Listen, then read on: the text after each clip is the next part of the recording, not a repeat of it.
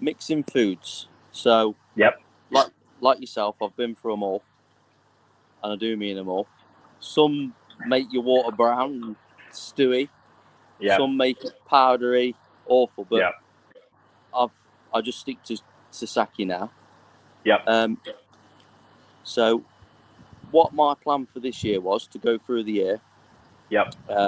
A nice sort of 10-week break, no food at all. Still with the water quite warm. I have to hold 16 because I've got plecos in here. Yeah.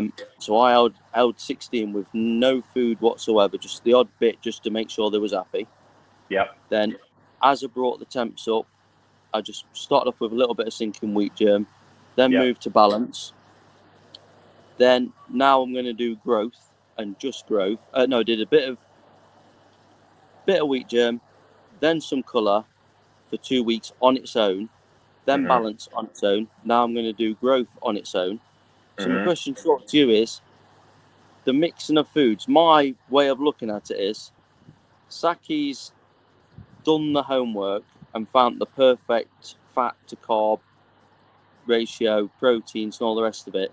They've done their homework and they know they've made that food for a purpose. And I got sort of told, just listen to what they've said and just feed that. Don't mix it and mess with it because you'll upset the ratio of stuff.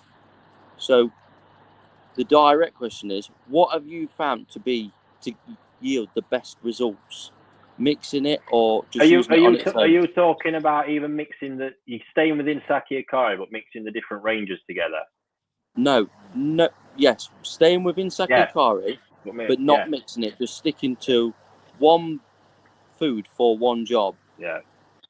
So do you say you stick to one food?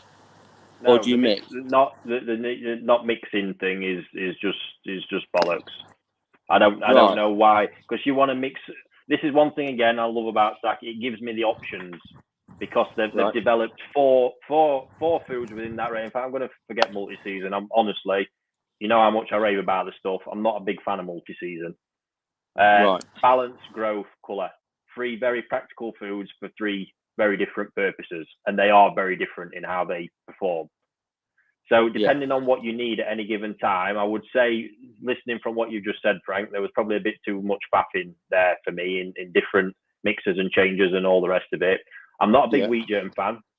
Never have been. Well, this year there'll be no wheat germ. Me and my mate did the trial, and we're like, no, just balance. My experiences of using wheat germ in the past is it makes them quite flabby. Because ultimately you're still feeding something that probably at temperatures you might really dismiss feeding full stop. But so not a big wheat germ fan. I'd take that out of the equation. The temperatures you're holding at, you're going to breeze it with balance anyway, and just keep them ticking over. And to be honest with you, even at the sort of what it says on the Saki Hikari packet for balance, I'd be quite comfortable using balance down to about 12 degrees. Yeah. Because your feed levels are so minimum, it's not crazy high fat. You know, it's fat levels that really concern me in food when you're at lower temperatures. That's the bit we've really got to watch.